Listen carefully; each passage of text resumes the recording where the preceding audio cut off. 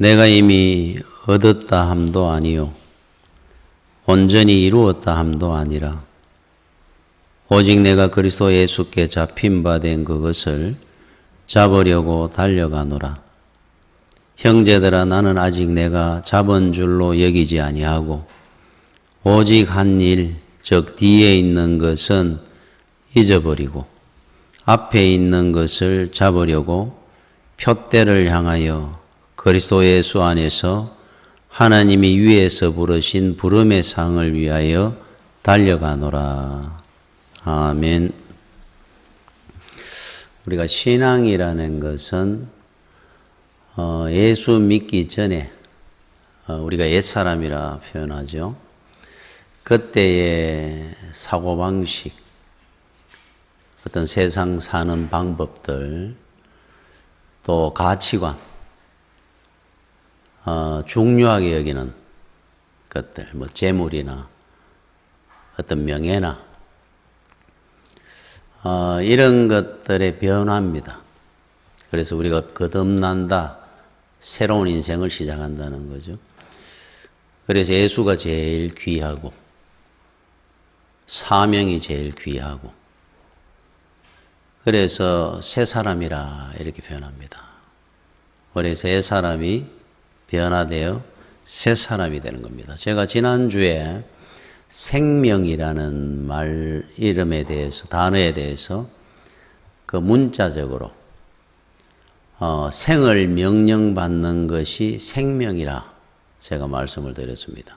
문자적으로 그대로 해석을 하면은 자, 우리 인생은 그냥 내 주관대로 내 생각대로 살다 가는 인생이 아니고 우리 인생은 명령받은 대로 살아가는 인생입니다.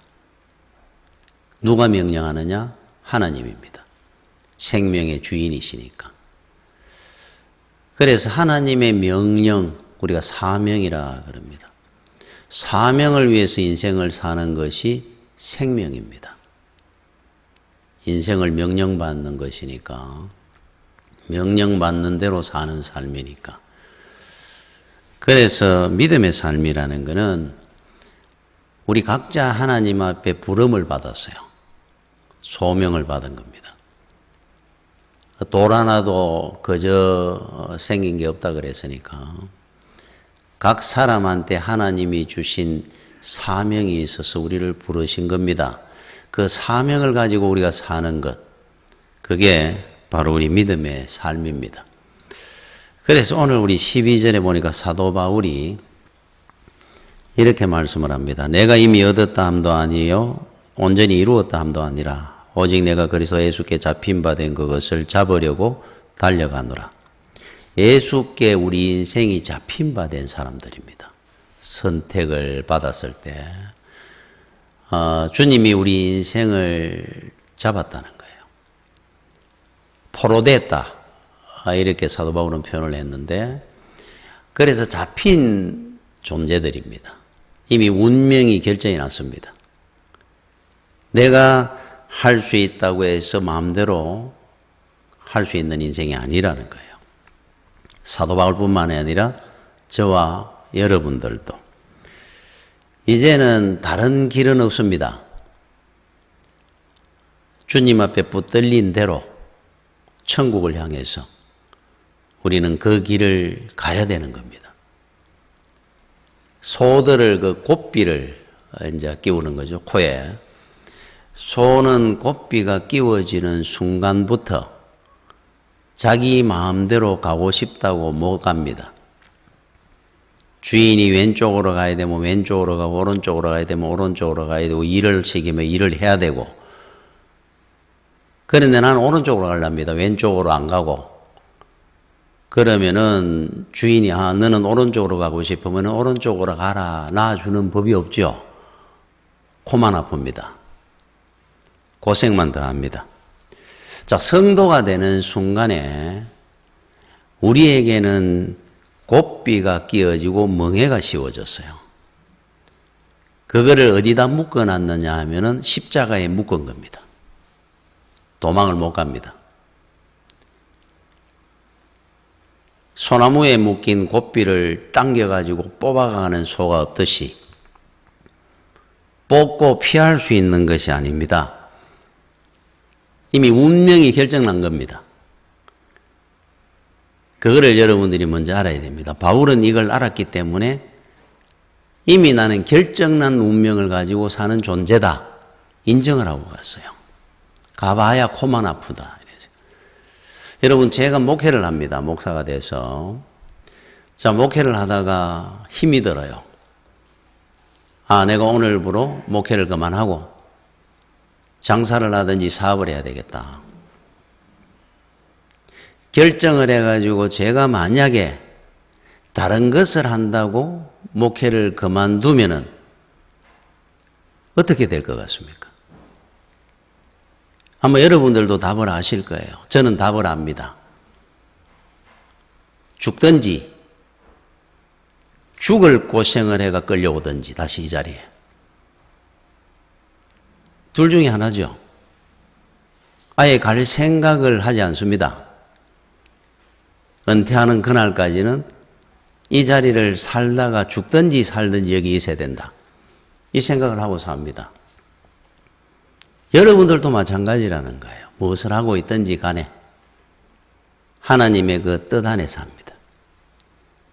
제가 아는 그 선배 목사님 중에 한 분이 대수술을 했어요. 그래서 왜 하게 됐느냐 이야기를 합니다.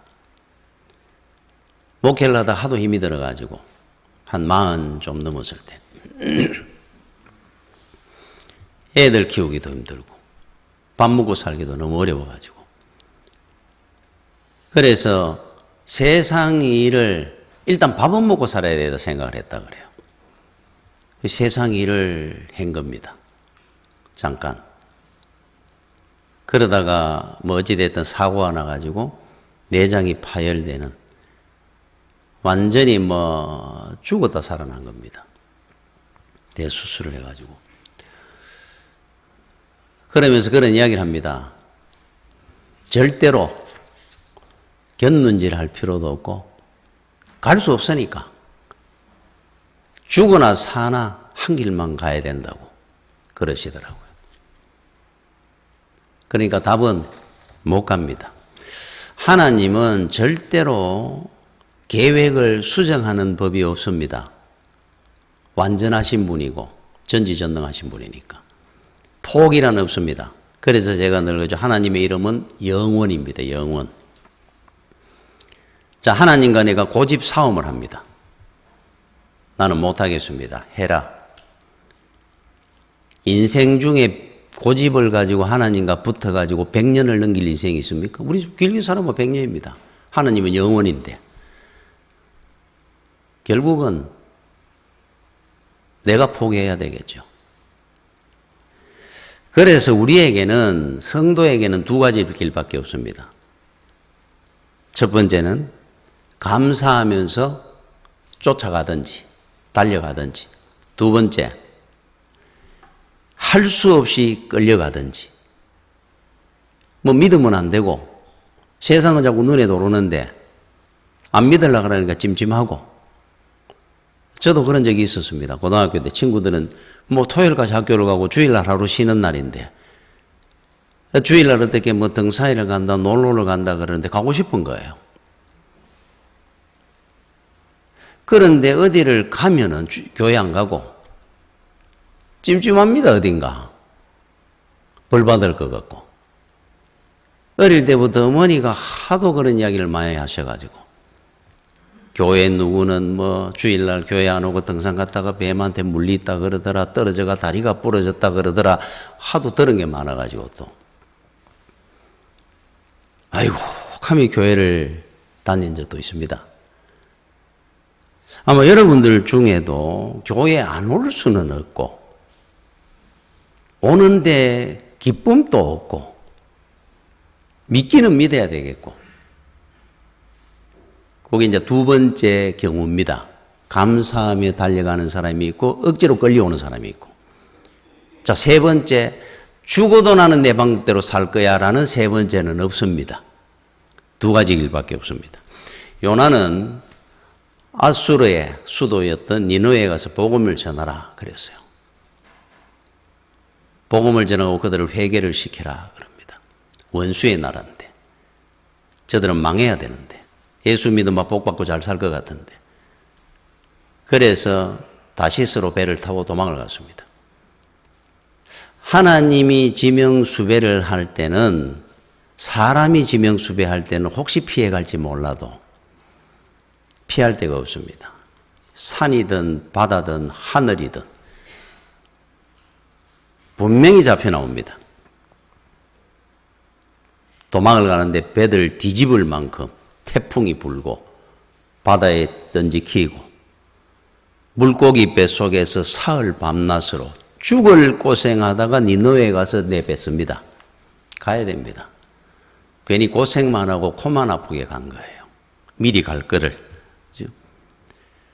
그래서 늘 끌려오면은 세상으로 갔다가 도망 못 가니까 하나님은 톡이라는 법이 없으니까 끌고 오니까 차라리 덜 맞고 오면 할 거를 맞고 오니까 그럽니다.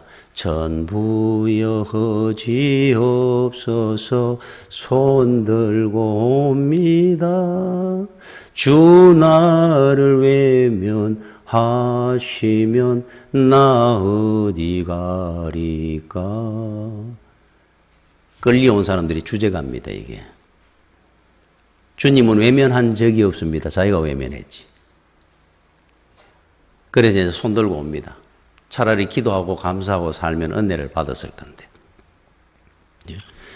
그래서 오늘 사도 바울이 오늘 12절에 그런 말씀을 하는 겁니다. 내가 그리스도 예수께 잡힌 바 된 그것을 잡으려고 달려가노라. 줄이 팽팽하게 늘어질수록 아프니까 주님의 손 앞으로 그냥 내가 주님의 손을 잡으려고 쫓아간다. 그럽니다. 그게 훨씬 더 유익하고 감사한 일이니까. 여러분 억지로 끌려가도 안 가려고 버텨가지고 도망가다가 두들겨 맞는 것보다는 낫습니다. 그러나 이왕이면은 은혜 받고 복 받으면서 예수 믿도록 감사하고 달려가는 믿음이 훨씬 더 귀합니다. 여러분 억지로 가갖고라도 은혜 받은 사람이 있어요. 성경에 보면. 그 사람이 누구냐면은 마태복음 27장 32절에 나가다가 이제 주님께서 십자가를 지고 골고다로 올라가는 중에 이런 뜻입니다. 시몬이라는 구레네 사람을 만나매 그에게 예수의 십자가를 억지로 지워가게 하였더라. 여기 문장에 보니까 억지로라는 단어를 넣어놨습니다. 억지로. 자, 주님이 그 고난을 당하시다가 이제 십자가에 달려 돌아가시기 위해서 십자가 형틀을 지고 골고다로 가는 길입니다. 피골이 상접하고 지치고 피곤해 가서 가다가 몇 걸음 가다가 쓰러지고 몇 걸음 가다가 쓰러지고 시간이 더디 걸리니까 로마 병정이 끌고 가다가 그래서 그때 마침 6월절이라가 여러 군데서 이제 절기를 지키기 위해서 모인 많은 사람들이 인파 속에 지나가는 길입니다.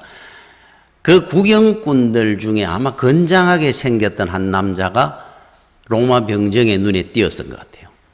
당신 나오시오. 그 사람이 바로 구레네라는 곳에서 온 시몬이라는 사람입니다. 그 당시에 이 사람은 그런 생각을 했을 겁니다. 이 사람은 예수 그리스도인 줄 몰랐으니까 사형수라 생각하고 십자가는 그 당시에 사형수의 형틀이었습니다. 그 중에는 뭐 친척도 있을 수 있고 구경꾼들 중에 많은 사람들이 구경하고 있는데 끌리 나온 겁니다. 그 형틀을 자기 보고 지고 가라 그러니까 골고다까지 부끄럽기도 했을 것 같고 화도 났을 것 같고 그러면 어떻게 우리 좋은 마음을 가지고 참 저 사형수 하나가 죽을 지경이 돼가 지치고 쓰러지는 거 보니까 내가 좀 도와줘야 되겠다. 그래서 내가 하겠습니다. 그러고 해서마 그래도 좀 나을 것 같은데 저 사형수가 될 형태를 왜 내가 지고 가고 이 창피를 당하게 하느냐 싶으니까 짜증도 내고 화도 내고 불평을 하며 갔다는 거예요. 그래서 억지로 십자가를 지고 갔다 그럽니다. 골고다까지 져준 겁니다, 이 사람이. 예수님을 몰랐을 때니까. 그런데 억지로라는 십자가를 진 이분이 훗날 초대교회 때 신실하고 굉장한 신앙인이 됩니다. 구레네 시몬이. 그런데 그걸 우리가 어떻게 아느냐? 구레네 시몬이라는 이 사람의 이름은 그 이후에 한 번도 안 나옵니다. 딱 요거 한 번 나왔어요. 그런데 이 사람이 초대교회 그 이후에 뭐 몇십 년 뒤에 그렇게 신실한 신앙인이 됐다는 것을 우리가 어떻게 아느냐? 라는 거잖아요. 그런데 유추해 볼 부분이 있습니다. 아, 이 사람은 굉장히 신앙인이 됐었구나라고 유추해 볼 수 있는 근거가 뭐냐 하면은 로마서 16장 13절에 이런 말씀이 나옵니다. 주 안에서 택하심을 입은 루포와 그의 어머니에게 문안하라. 그의 어머니는 곧 내 어머니니라. 루포라는 젊은 집사가 있었어요. 수십 년 뒤에. 구레네 시몬이라는 사람은 제가 볼 때 그 당시에 돌아가신 것 같고 이제 가족이 남았습니다. 이 루포라는 젊은 집사의 어머니가 있었는데 이 어머니가 사도 바울이 얼마나 이분이 대단한 분이었는지 내 영의 어머니라 이렇게 표현을 했습니다. 여러분 사도 바울 같은 사람이 어머니 나 좀 위해서 기도해 주십시오 할 정도의 신앙인이었으니까 루포의 어머니가 얼마나 대단한 신앙인이었다는 겁니까? 그런데 이 루포와 루포의 어머니라는 사람이 누구냐 하면은 구레네 시몬이라는 사람의 부인이고 아들입니다. 이분이 억지로라도 십자가를 지고 따라가고 난 이후에 예수를 믿게 됐을 거라는 거예요. 얼마나 신실하게 믿었던지 그 아들은 초대교회의 가장 훌륭한 젊은 집사 중에 한 사람이 됐고 아내는 사도 바울이 영의 어머니라고 존경하는 인물이 됐다는 거예요. 보십시오. 억지로라도 졌는 십자가를 졌더니만 이 은혜를 받았다면은 여러분 감사하고 십자가 지고 가면 얼마나 더 귀한 은혜를 받겠습니까 앞으로. 그거를 제가 말씀을 드리는 거예요. 우리는 결국 십자가 지고 가야 됩니다. 우리는 결정이 나 있습니다. 갈 바에는 억지로 지지 말고 억지로 져도 이 정도의 은혜라면 여러분들이 기뻐하고 감사하고 지면 얼마나 큰 은혜를 받겠습니까? 자, 그런데 그러면 여러분 자신을 지금 한번 돌아서 한번 생각을 해 보십시오. 나는 지금 신앙생활을 하고 있습니다. 그런데 끌려가는 믿음인지 기뻐하고 감사해가지고 달려가는 사도 바울 같은 믿음인지 여러분들은 오늘 지금 다 교회를 나오셨습니다. 스스로 생각하기에 안 믿을 수는 없고 끌려가는 믿음 생활을 하고 있는지 나는 예수 믿는 게 너무 감사하고 내 인생의 최고의 목표 바로 십자가 지고 주를 본받아 사는 사람입니다. 달려가는 믿음인지를 여러분들이 확인을 한번 해보십시오. 끌려간다고 한다면은 달려가는 믿음으로 변화돼야 됩니다. 끌려가는 믿음은 제일 불행한 믿음이 됩니다. 제가 이야기를 드렸죠. 사도 바울이 그랬죠. 만약에 천국이 없다면은 이 땅의 성도가 제일 불쌍한 인생이 될 것이다 그랬잖아요. 천국이 있음을 우리는 확신하니까 예수를 믿는데 믿을 바에는 감사하고 달려가는 믿음이 돼야죠. 바울처럼. 자, 그러면은 우리 마음대로 그게 됩니까? 아, 나는 오늘부터 이제 감사하면서 헌신하고 기뻐하면서 기도하고 주님 가까이서 내가 막 달려가는 믿음이 한번 돼봐야지. 해보십시오. 되는가? 여러분 의지대로 됩니까? 안 됩니다. 기도가 내 의지대로 됩니까? 봉사가 내 의지대로 됩니까? 그러면은 달려가는 믿음이 되는 방법이 뭐가 있습니까? 아주 간단합니다. 주님을 사랑하면 돼요. 사랑하면은 달려갑니다. 주님을 늘 보고 싶습니다. 감사하고 삽니다. 여러분 그 돌을 한 5kg쯤 되는 돌, 뭐 나무 막대든 뭐든 한 5kg쯤 되는 돌을 하나 있다고 치고 이 돌을 가지고 여러분들이 한번 서 있어 보십시오. 안고 몇 분을 서 있을 수 있는지 10분, 20분, 5km 정도 아니면은 이거를 들고 한 1km 정도 뛰어가 보십시오. 그래서 어느 정도 상급을 걸어 놓고 아마 허리가 부러지든지 손이 막 그냥 아프든지 이 팔이 떨어져 나가는 듯이 그거 쉽지 않습니다. 한 5km 정도 돼도. 그런데 제가 우리 애가 돌 좀 지났을 때쯤 되겠죠. 그러되면 한 5km 이상 안 되겠습니까? 그 밥을 이제 먹기 시작해. 밥알을 몇 개씩 입에 이래 넣어주고 입을 요래 이제 먹기 시작할 때쯤. 그때 이제 저녁에 밥을 먹고 저녁에 있으면 고구마를 삶아가지고 먹는 중에 애 입에다가 그래 쪼매씩 그래 넣었어요. 그러니까 웅적웅적 멎었죠. 한 2, 30분 있다가 조용하길래 제가 이래 보니까 누웠는데 보니 얼굴이 새파랗게 이래가 체인 겁니다. 제가 얼마나 놀랐는지 자 애를 안았습니다. 정신도 없습니다. 나는 이대로 죽는 줄 알았어요. 어디로 갈지도 모르는데 그때 뛰 나오는데 앞집에 있던 아주머니가 저쪽 옆 동네에 가면 할머니 한 분이 이걸 손을 잘 따니까 그 집에 가라는 거예요. 그래서 대강 가르쳐 줍니다.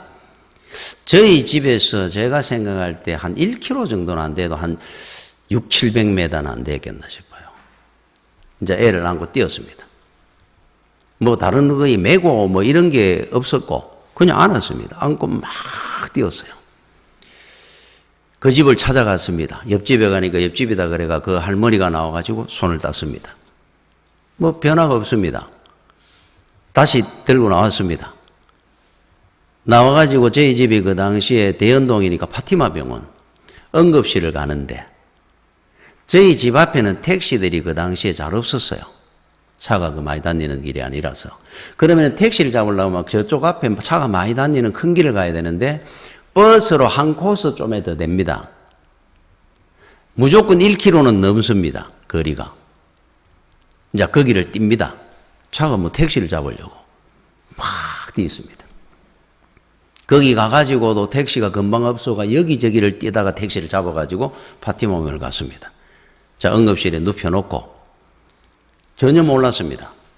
애를 턱 놓고 나니까 일단은 안심이 돼가지고 턱 앉는데 조금 있으니까 부릅니다. 뭘 이렇게 기록할 게 있어가.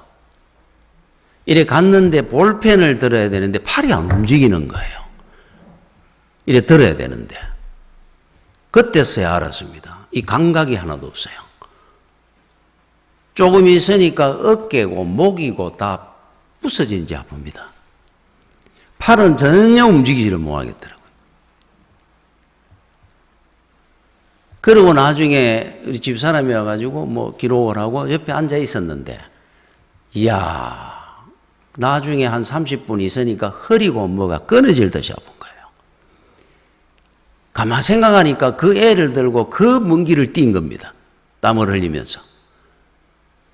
근데 그 당시에 무겁다는 생각을 했거나 팔이 아프다는 생각을 안 했습니다. 못한 거죠. 막 애를 보고 뛰느라고. 안 아팠습니다, 그때는. 허리도 안 아팠고. 나중에 이제 시간이 지나가지고 돌아서 보니까 온몸이 우시시고 아픕니다. 여러분, 돌멩이 5kg가 훨씬 들기가 쉽습니다. 그런데 왜 그렇게 할 수 있었을까요? 쉽습니다. 굉장히 답은. 사랑하니까. 안 아픕니다. 그래서 제가 생각하기에 주를 위해서 이 주기철 목사님이나 사도 바울이나 순교자들이 죽을 수 있었던 것은 의지가 아닙니다. 사랑입니다. 사랑. 주님이 십자가에 죽을 수 있었던 것은 사랑입니다. 모든 걸 할 수 있습니다. 사랑하면. 그래서 영국의 조셉 스웨인 목사님이라는 분이 찬송가 시를 하나 작사를 했어요. 그 찬송시가 95장입니다. 나의 기쁨 나의 소망 되시며 나의 생명이 되신 주. 자, 중요한 문장이 나오죠. 밤낮 불러서 찬송을 드려도 늘 하신 마음 뿐일세. 여러분도 저희들 그 어릴 때 부흥회 했습니다. 부흥회를 하면은 목사님이 한 8시쯤 나와서 말씀을 전하면은 5시 반 6시부터 모입니다. 그러면 1시간 반 2시간씩 찬송합니다. 준비 찬양 그러면서 불길 같은 성신여 강구하는 우리에게 목이 터지라고 불렀습니다. 손바닥이 터지라고 손뼉을 쳤습니다. 목이 쉬어가지고 말이 전혀 안 나오는데도 찬양을 했습니다. 1-2시간씩 땀을 흘리면서. 그런데도 그 당시에 찬송을 하면 찬송하는데 너무 힘들다 생각해 본 적이 없습니다. 그런데 이 스웨인 목사님은 어떻게 말씀을 하느냐 하니까 주님이 얼마나 좋은지, 어떨 때는 집에 앉아가 찬송을 하는 겁니다. 내 주를 가까이 하게 하면 찬송을 부르니까 밤낮으로 불러도 이만하면 됐다는 생각이 안 든다는 거예요. 늘 아쉬운 마음밖에 없다는 겁니다. 늘 부족한 겁니다.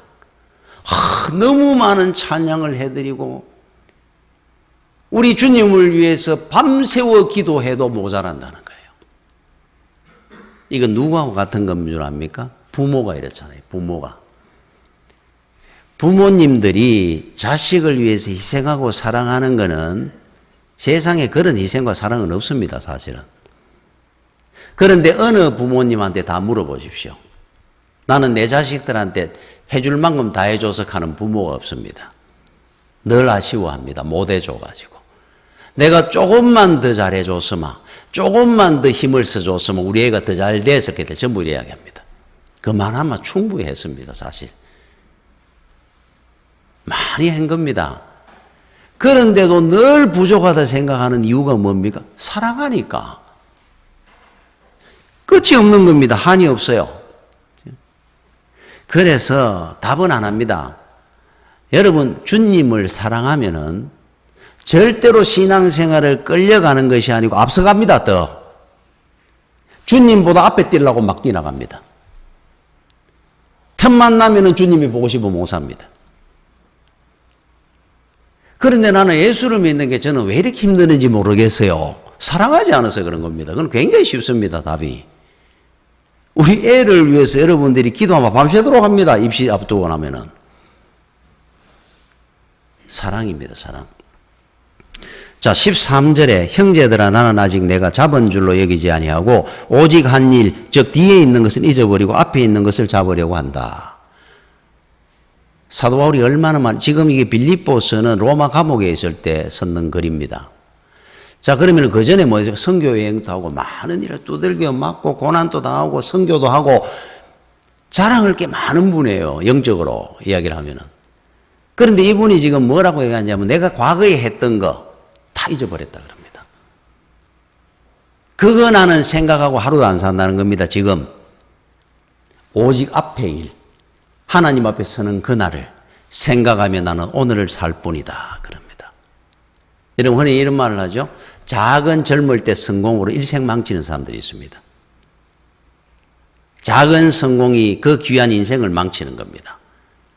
여러분 그 미국의 프로야구에 최고 그 홈런 왕이 행크 아론 가는 사람, 베이브 루드를 기록을 뛰어넘었습니다. 이 행크 아론 가는 사람이 755개를 홈런을 쳤습니다.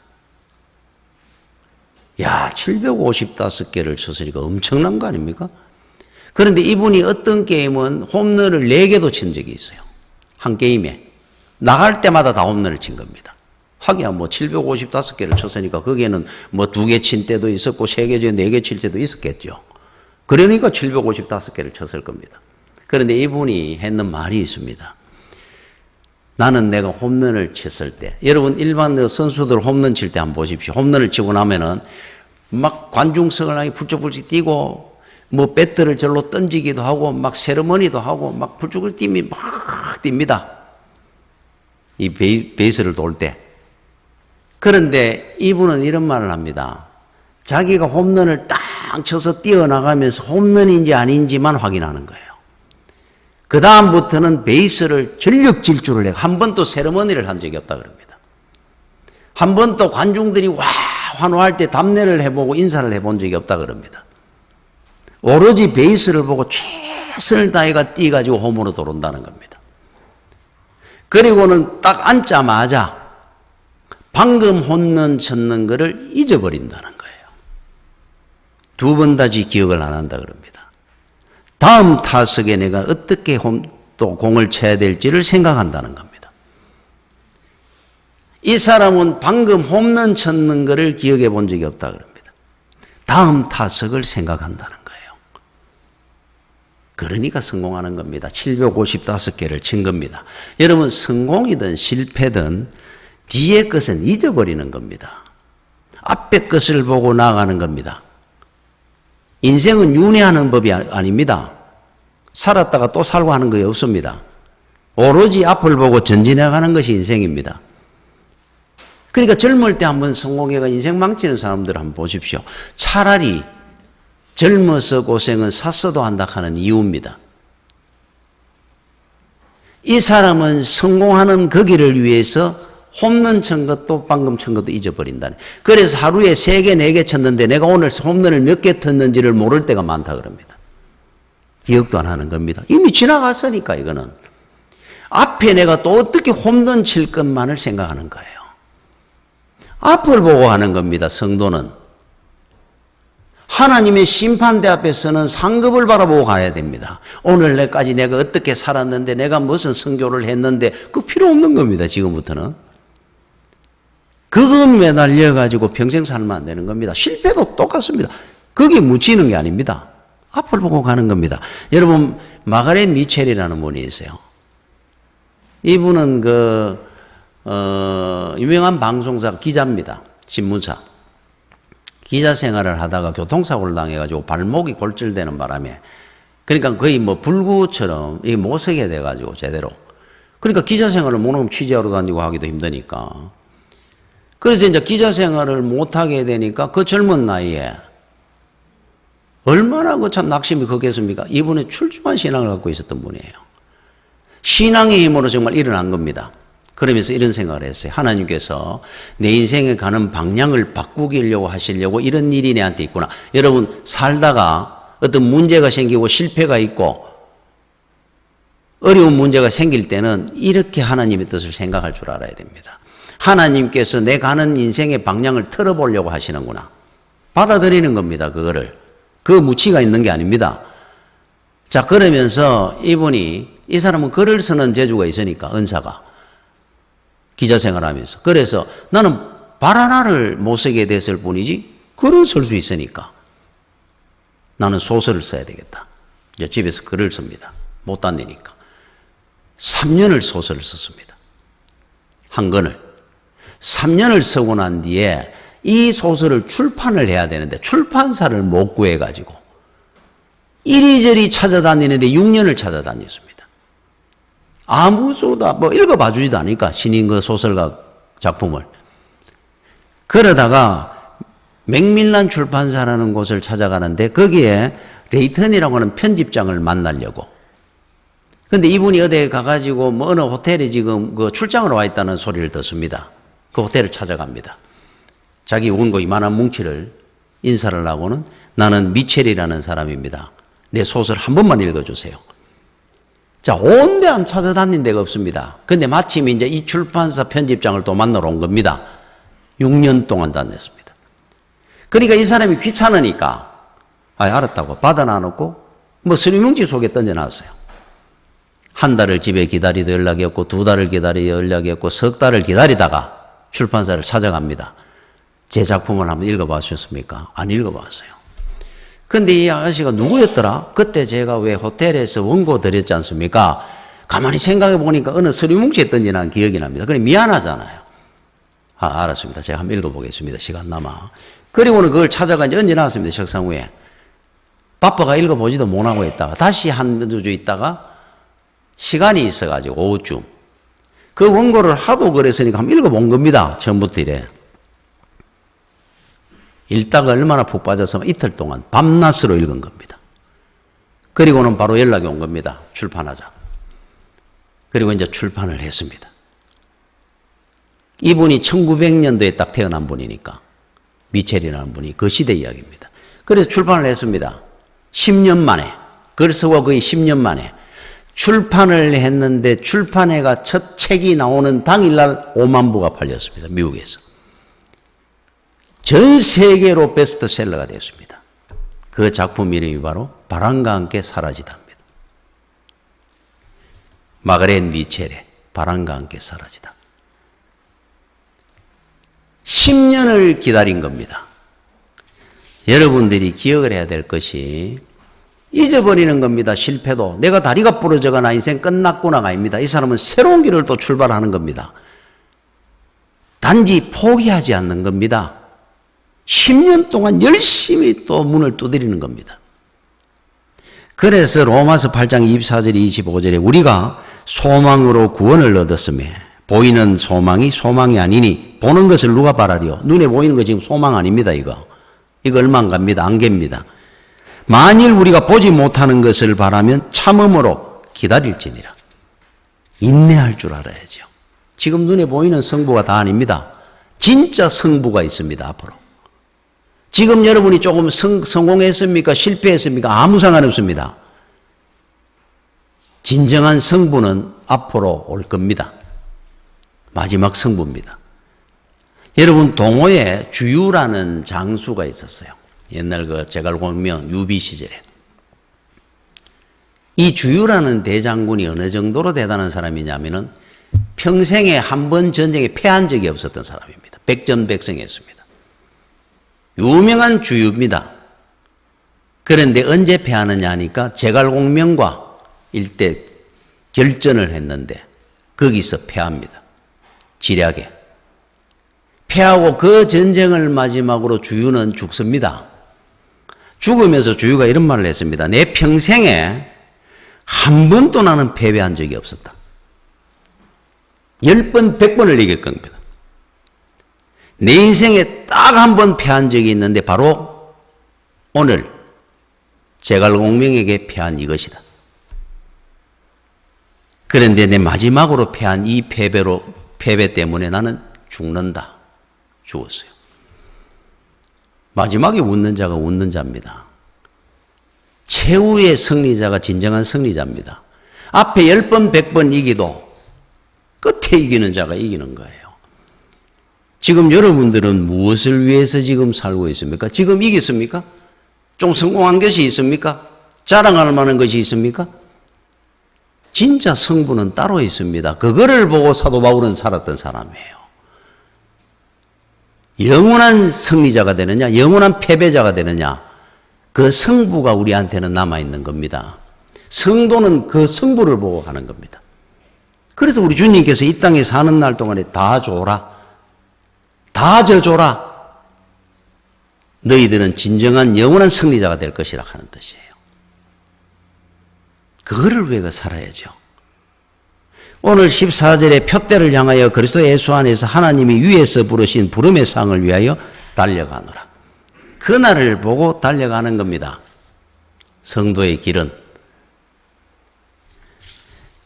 여러분 그 이야기 안 하고 마치겠습니다. 주후 400년 됐을 때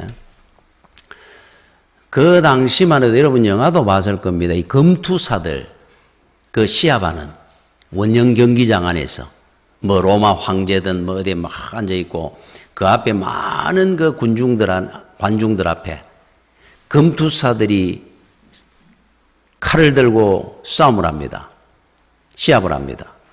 단 한 명이 죽을 때까지 해야 됩니다. 하나가 죽어야 끝이 납니다.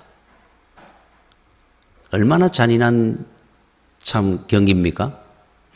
여기에 온 로마 시민들이 환호를 했습니다. 그래서 그날 또 오너리어스 황제라는 로마 황제가 탁 와 있는 자리에 원년 경기장 안에. 이게 400년 동안 지속되어 왔던 경기입니다. 주 400년쯤 됐을 때니까. 그러니까 400년 동안 이 경기가 지속되는 대단한 인기 있는 경기였으니까 얼마나 대단하게 많은 군중들이 모여가 있는데 금투사 둘이 나온 겁니다. 그때 한 노인이 그 관중석에서 뛰어내렸어요. 경기장 안으로. 그리고는 경기장 중앙까지 걸어 나와가지고 오노리오스 황제한테 소리를 지릅니다. 황제여, 이 잔인한 경기를 중단하십시오, 앞으로.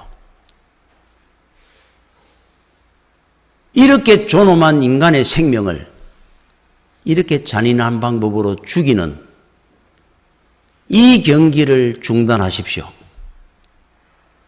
그렇지 아니하면은 당신은 반드시 하나님의 심판을 받게 될 겁니다.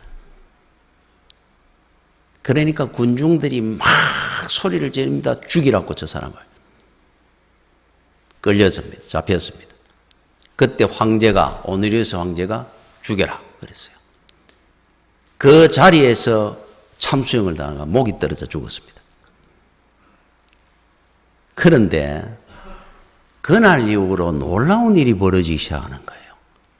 오노리오스 황제가 잠을 잘 때나 꿈을 꿀 때나 하여튼 막 낮에 이래 앉아 있을 때나 시무를 할 때나 이 노인의 목소리가 계속 귀에 쟁쟁한 겁니다. 황제여, 이 경기를 중단하시오. 앞으로 당신은 하나님의 심판을 받을 것이다. 꿈을 막 꾸는 겁니다. 이제는 그 노인이 꿈에 나타나가 막 구중을 하는 겁니다. 몇 개월 동안 밥 한 그릇 제대로 먹고 잠을 제대로 못 자다가 이 황제가 마침내 선포를 합니다. 오늘 이후로 금투사 이 경기는 로마 안에서 할 수 없다. 내가 앞으로 죽어서 이 일로 말미암아 하나님 앞에 심판받을 것이 내가 두려워서 두 번 다시 이 경기를 내가 허가하지 않겠다. 400년 만에 금투사 경기가 끝이 났습니다. 역사에서.